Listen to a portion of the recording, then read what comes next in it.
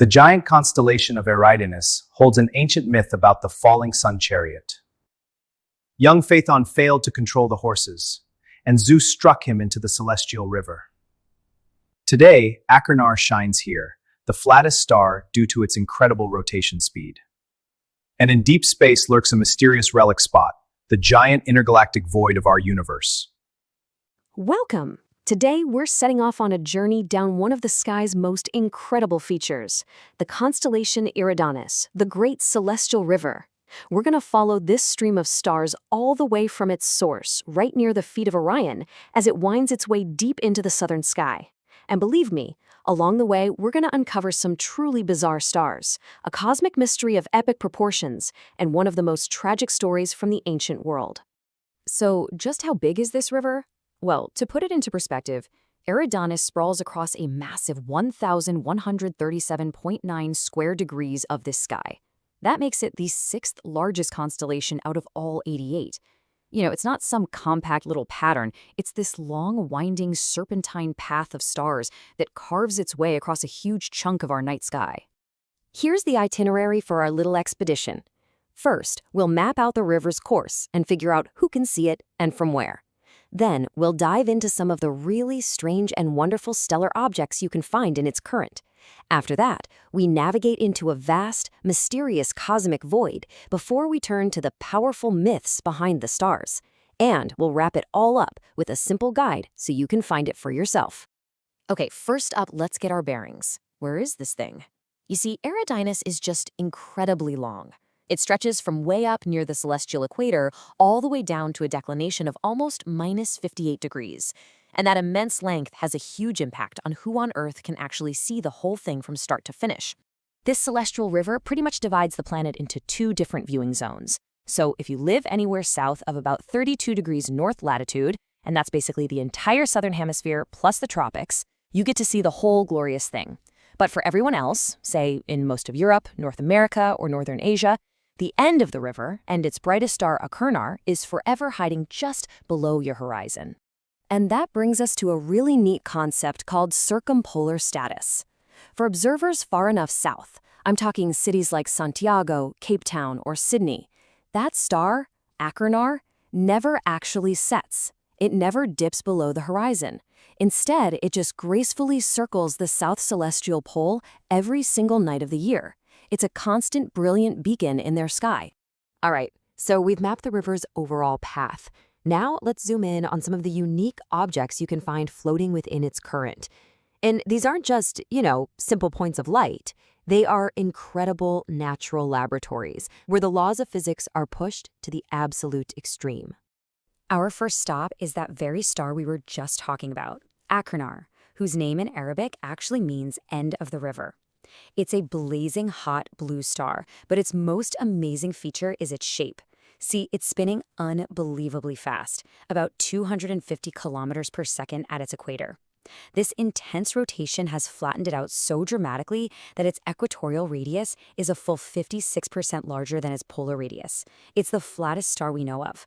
It looks less like a sphere and more like a squashed ball of cosmic dough. Now, let's head a bit further up the river to find the 40 Eridani system. This is a fascinating triple star family. Component A is an orange dwarf star you can spot with the naked eye. But the real prize here, the thing that gets astronomers excited, is component B. It's a white dwarf, the collapsed, super-dense core of a long-dead star, and it happens to be the brightest and easiest one for us to see from Earth. For any of you with a backyard telescope, it's a perfect target. You're literally looking at the future of stars like our own sun. We're now going to journey to the most enigmatic feature of our celestial river. This is a place that's not defined by what is there, but by what isn't. It's here that the stream of stars seems to flow right into a chilling expanse of cosmic emptiness. Now, that's not just some poetic question, because hiding within the boundaries of Eridanus is one of the largest structures ever found in the universe, and it's something that really challenges our understanding of cosmology. So really, what happens when a river of stars pours into a sea of absolute nothing? The scale we are talking about here is it's almost impossible to get your head around. This feature, known as the Eridanus supervoid, is a region of space that is roughly 1 billion light-years across. It's an emptiness so profound it makes our entire Milky Way galaxy look like a single grain of sand. So what is it? Well, the supervoid is a gigantic area of the universe that has far fewer galaxies and way less dark matter than pretty much anywhere else. Scientists first found it because it lines up with something called the cold spot in the cosmic microwave background. That's the faint afterglow of the Big Bang. The big question is, why is this one patch of the universe so much colder than everything around it? That question is a major puzzle in cosmology today, and frankly, we still don't have the full answer. Okay, from the cutting edge of modern physics, we're now going to journey deep into the ancient past. Let's see how the very first astronomers looked at this same river of stars, not as a collection of weird stellar remnants or cosmic void, but as the stage for one of their most cautionary tales. The great myth of Eridanus is the tragedy of Phaethon. He was the son of the sun god Helios. And to prove that he really was his son, Phaethon got his father to swear an unbreakable oath to grant him any wish. His wish? To drive the chariot of the sun for just one day. But the fiery horses knew they had an unskilled driver and they bolted, veering off their path. They scorched the heavens and the earth. Forests burned, the oceans began to boil, entire deserts were created in a flash. To stop the complete destruction of the universe, Zeus had no choice. He threw a thunderbolt, striking Phaethon from the sky. The boy's flaming body plunged down into the waters of a great river, which was then memorialized in the heavens as the constellation Eridanus. So after all of that cosmic drama and astrophysics, let's bring this all back down to Earth. Here is a really simple guide to help you go outside and trace this incredible celestial river for yourself in the night sky. Believe it or not, finding the source of this cosmic river is incredibly easy. First, just find the unmistakable constellation of Orion. Look for the 3 stars of his belt. Then, spot its brilliant, blue-white star, Rigel. Got it? Okay. From there, just look a little bit up and to the west. You'll see a star called Cursa. That star marks the headwaters of Eridanus. From that single point, you can start to trace its long meandering path southward across the night.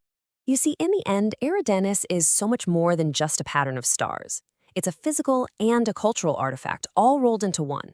From the bizarre physics of a star spinning so fast it flattens itself, to the deep cosmic mystery of a billion light-year-wide void, all the way to the ancient story of a boy who flew too close to the sun, this one constellation really does carry the timeless story of our own ambition, set against the profound and sometimes unforgiving laws of the universe.